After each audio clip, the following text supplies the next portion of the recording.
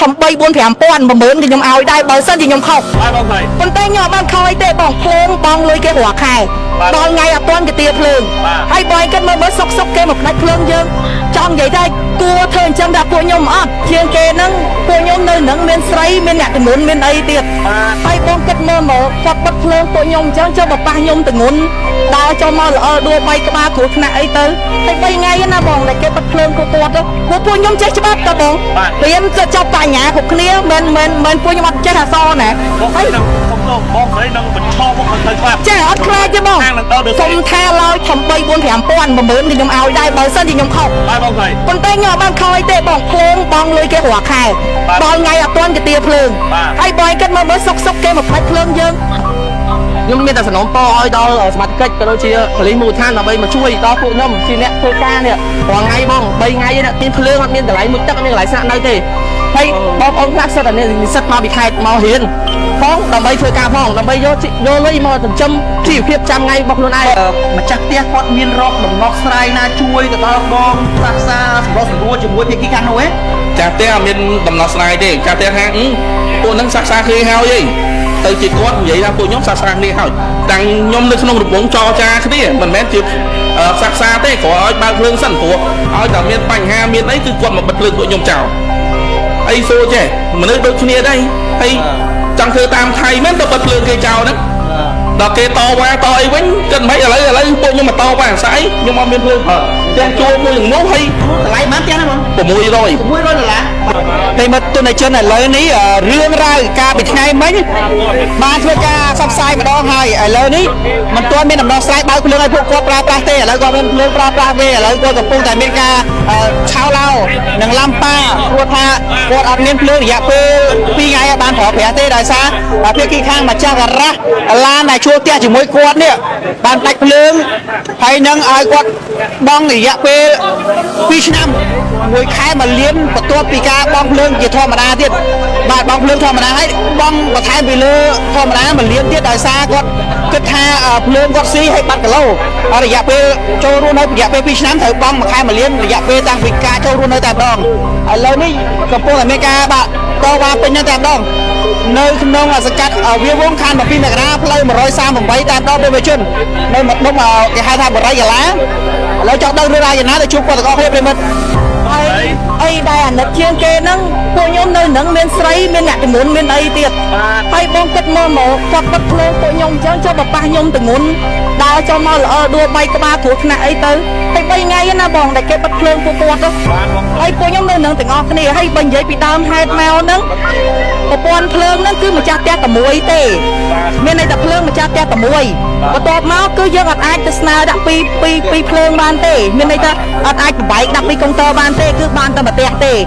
ហើយកុងទ័រភ្លើងអំពែភ្លើងព្រមទាំងអាកុងតាក់ភ្លើងគឺនៅផ្ទះគាត់ទាំងអស់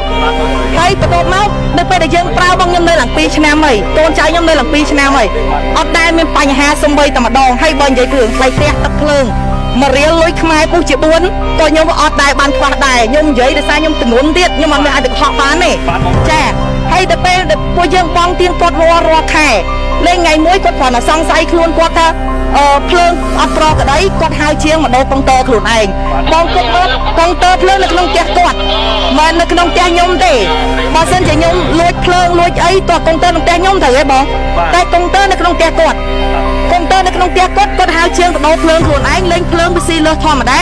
គាត់ចោទប្រកាន់តែពួកខ្ញុំកឹកភ្លេចកឹកកេងភ្លើងហ្នឹងមកយូរហើយដល់ពេលហើយគាត់ទៅជាប្តឹងទាពួកខ្ញុំហ្នឹងឲ្យពួកខ្ញុំហ្នឹងរករឿងពួកខ្ញុំឲ្យពួកខ្ញុំបងលុយគាត់មួយខែ1លានរហូតរយៈពេលដំបូងទៅជែកគ្នាទៅពី10ខែណានៅពេលដែលកំពុងទៅជែកគ្នាហ្នឹងខ្ញុំក៏និយាយដែរថាបងយើងទៅជែកគ្នាសិនទៅព្រោះដោយសារអីវាប៉ុណ្ណឹងវាច្រើនពេកហើយកំពុងទៅជែកគ្នាលេងគាត់មកកាច់ប្រែភ្លើងបិទហើយគាត់គម្រាមទៀតថាមិនឲ្យលុយគាត់ត្រូវទៅបិទប្រែភ្លើងហ្នឹងនៅចាហើយដល់ពេលហើយគាត់ប្រាប់ថារើអីវ៉ាន់ចេញក៏បានដែរហើយសួរបងសួរមើលមនុស្សទៅនៅក្នុងផ្ទះ3 4ថ្ងៃភ្លើងមិនកើតគ្នាមិនត្រូវចេញទៅនៅក្រៅអត់ឲ្យគ្នាចេញរើវ៉ាន់ចេញទេហើយយើងទៅដូចទៅវល់គេបងថ្ងៃណាគេសុបាយចិត្តគេបើកប្រែភ្លើងឲ្យយើងប្រើទៅថ្ងៃណាអត់សុបាយចិត្តកាច់ប្រែភ្លើងបិទហើយសំខាន់កុងទ័រភ្លើងប្រែភ្លើងនៅផ្ទះគេទាំងអស់បងហើយខ្ញុំប្រាប់ថាបើសិនខ្ញុំទៅដល់សង្កាត់ថ្ងៃមិញមួយគាត់ខ្ញុំថាបងយើងដោះស្រាយតាមផ្លូវច្បាប់ទៅណាបើសិនជាខ្ញុំខុសត្រង់លក្ខន្តិកៈណាមួយ ឧទាហរណ៍បើខ្ញុំខុសខ្ញុំលុយធ្វើភ្លើងខ្ញុំលុយភ្លើងប្រើដឹងចុះពួកខ្ញុំចេះច្បាប់តើបងរៀនក៏ចប់បញ្ញាគ្រប់គ្នាមិនពួកខ្ញុំអត់ចេះអក្សរណា ហើយនឹងសុំទោសបងស្រីនឹងបញ្ឈប់មុខទៅខ្លាច ចាអត់ខ្លាចទេបងសុំថាឡើយធំ3 4 5 ពាន់10000ខ្ញុំឲ្យដែរបើសិនជាខ្ញុំខុស បាទបងស្រី ប៉ុន្តែខ្ញុំអត់បានខុសទេបងភ្លើងបងលុយគេរាល់ខែដល់ថ្ងៃអត់ទាន់គេទាភ្លើងហើយបើគិតមើលសុកគេមកផ្ដាច់ភ្លើងយើងចង់និយាយថាគួរធ្វើអញ្ចឹងដល់ពួកខ្ញុំអត់ផ្ទះថ្លៃមួយខែ600ម្ចាស់ផ្ទះក៏ចេញមុខដោះស្រាយឲ្យបើគិតមកមើលផ្ទះមានមួយខែពី300 600ឡាខែ600ចា